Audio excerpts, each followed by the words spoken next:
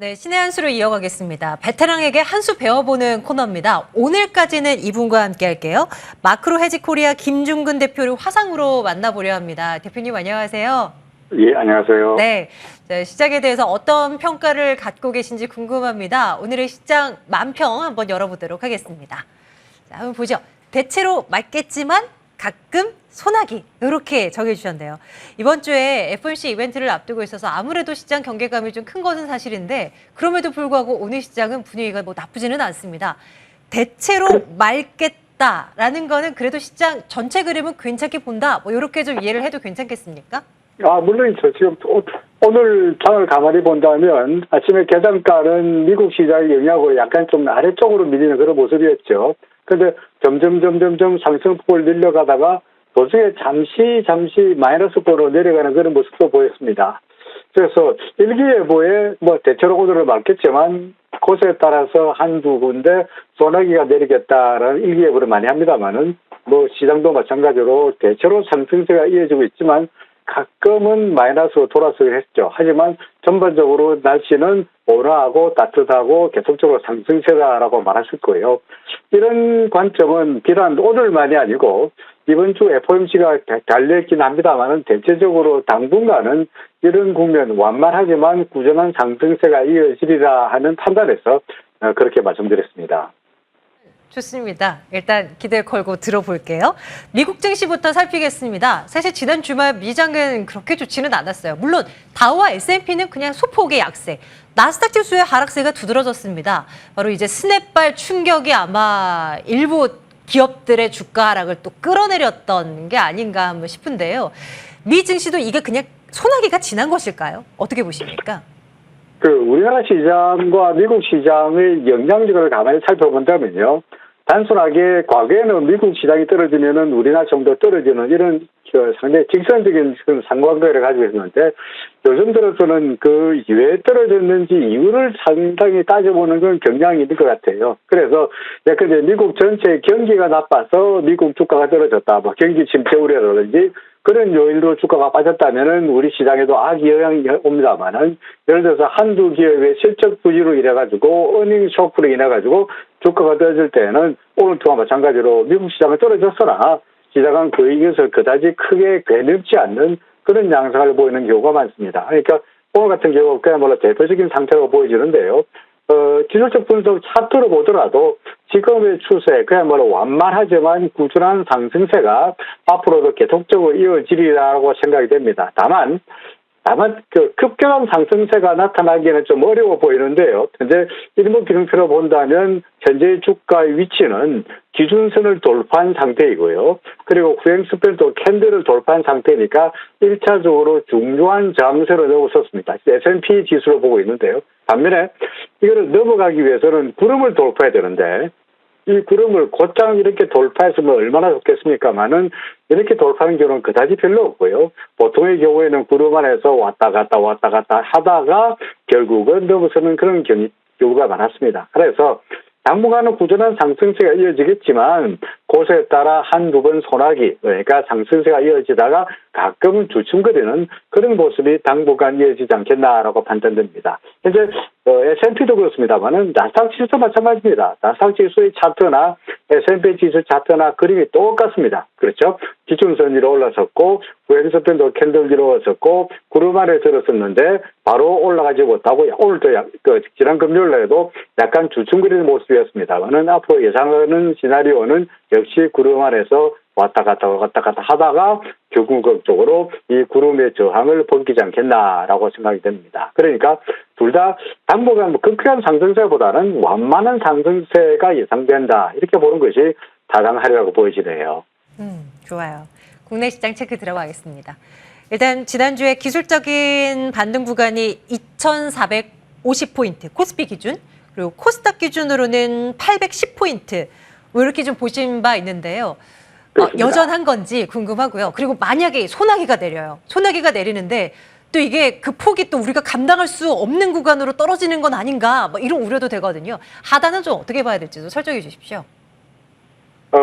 지난주 말씀드린 걸 갖다가 일주일 만에, 그때는 그런 이야기 했는데 지금은 다시 생각이 달라졌다라고 말할 수는 없죠. 그죠? 그러니까 기술적 분석이라는 게 일종의 흐름과 추세를 보고 말씀드린 것이기 때문에 지난주에 말씀드렸듯이 꾸준하지만 완만한 상승세가 이어지리라 하는 생각에는 뭐 지난주나 지금이나 별로 변함이 없습니다. 역시 위쪽으로는 2450을 말씀드린 것은 아까 말씀드렸듯이 우리 그 미국 시장의 경우에도 구름에 닿아서 구름 안에서 왔다 갔다 하는 모습이 보였던 것처럼 우리나라 시장도 이제 겨우 기준선을 넘겼고 이제 겨우 후행선편을 넘긴 상태이다 보니까 앞으로 올라가면은 역시 구름대 안으로 들어갈 것으로 예상되고 구름대 중심대가 되게 2450이니까 최소한 이 정도까지는 갈 수 있지 않겠나라고 예상되는 거죠. 그런 다음에 말씀드렸듯이 왔다 갔다 하다가 뭐 위로 가든 아래로 가든 둘 중에 하나 방향을 잡지 않겠나라고 생각이 됩니다. 현재 그 소나기로 말씀드렸는데요. 뭐 갑자기 뭐 우리 앵커님 말씀하신 대로 우리가 감당할 수 없을 정도의 비는 소나기가 아니고 폭우 내지는 뭐 그냥 물론 호우죠, 그죠?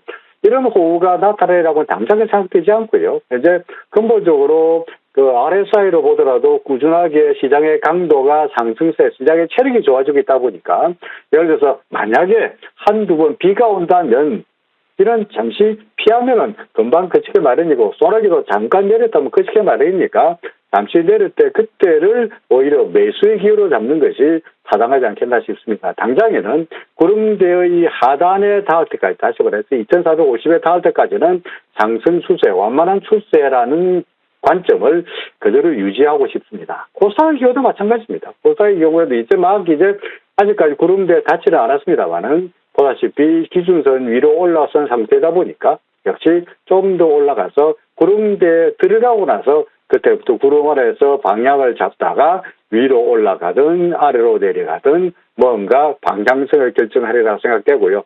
아직은 구름의 근처에서 가보지 못했으니까 더구나 RSI도 계속적으로 꾸준한 상승세 시장의 강도가 체력이 탄탄하다고 보여지니까 당분간은 단기적으로 상승세가 이어진다고 보는 관점에는 변함이 없습니다.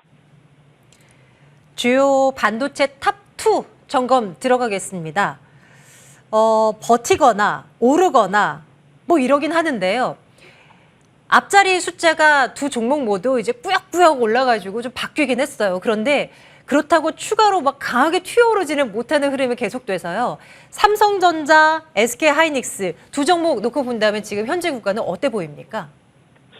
삼성전자 하이닉스 둘 다 똑같은 그림인데요. 사실은 삼성전자 하이닉스를 말씀드리기 앞서가지고 해외에서 우리나라 시장에 삼성전자 하이닉스에 영향을 미치는 소위 그 필라델피아 반도체 지수의 차트를 보면은 삼성전자나 하이닉스의 움직임이 좀 앞이 보이지 않겠나 싶습니다. 현재 필라델피아 반도체 지수의 경우를 본다면 말씀드렸듯이 기준선을 넘겼고 뭐 나스닥 지수나 S&P 지수나 다 마찬가지입니다만 구름까지 왔다가 구름의 저항에 부딪혀서 바로 나아가지 못하고 옆으로 약간 주춤거리는 그런 모습이 필라델피아 반도체 지수의 모습입니다.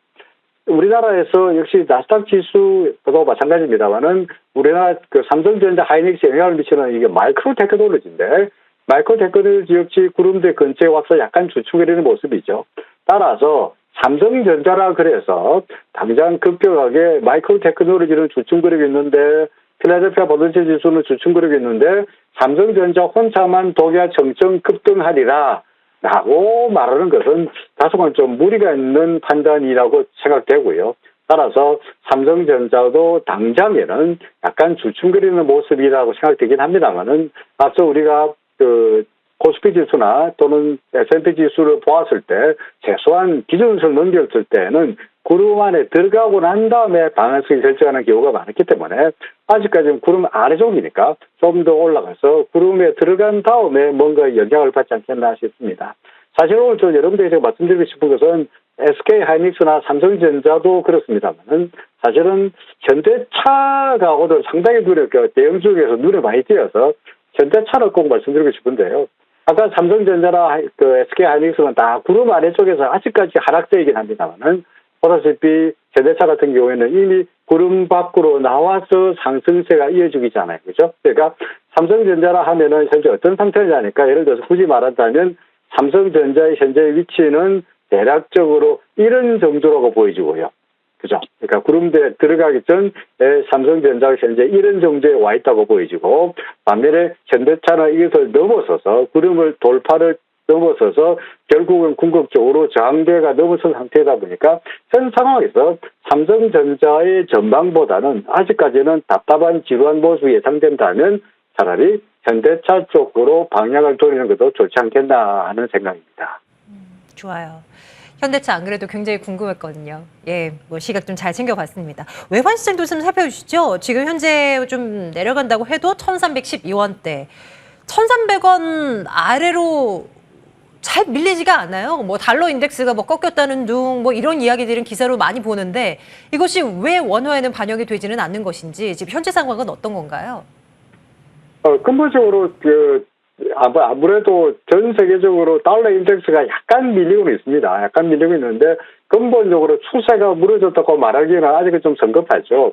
그리고 달러 인덱스의 경우에 달러 인덱스의 60% 정도를 차지하는 6개 통으로 되어 있습니다만은 그중에서 가장 큰 비중을 차지하는 게 유로화인데, 유로의 경우에 최근 들어서 1대1이 페리티가 깨지는 이런 약세 국면이었다가 조금씩 상승세가 나타나고는 있습니다만은 역시 뚜렷한 상승세, 예를 들어서 1.1이라든지 1.2라든지 바닥에서 10% 이상의 급등세가 나타나기보다는 지금 보다시피 바닥에서 살짝 올랐습니다만은 강력한 저항선으로 나타나고 있는 기준선도 넘기지 못한 상태이고, 주가는 후행스팬으로 캔들의 근처에 가보지도 못했고 구름 근처에도 가보지 못하는 이런 미약한 모습이죠. 그러니까 소위 유로의 상승세는 하락세에 따르는 약간의 조정 정도라고 예상이 됩니다. 그렇다면 달러 인덱스는 유로가 60% 차지하고 있는데, 유로가 그렇다면 달러 인덱스도 상승세가 이어지고 있다가 약간 조정이 나타나고,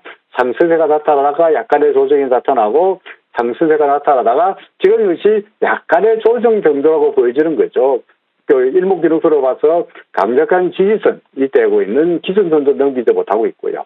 이런 영향들이 결국은 우리나라의 달러의 원화 환율에도 고스란히 반영이 되어서 상승하다가 조정받고 상승하다가 조정받고 상승하다가 조정받습니다만은, 역시 조정이 하락 추세가 되려면 기준선을 근본적으로 첫째로 무너뜨려야 되는데 기준선도 무너뜨리지 못하고 있고, 후행스팬으로 캔들을 무너뜨리지 못하고 있고, 구름은 언감생심이고, 그러다 보니까 상승세가 나타나면서 약간 조정을 받는 정도이니까 이것이 우리나라 지수에 궁극적으로 엄청나게 호재로 작용하기는 좀 시간이 걸리지 않겠나라고 판단됩니다. 네.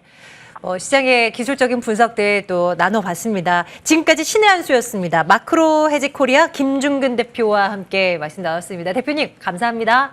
네, 고맙습니다.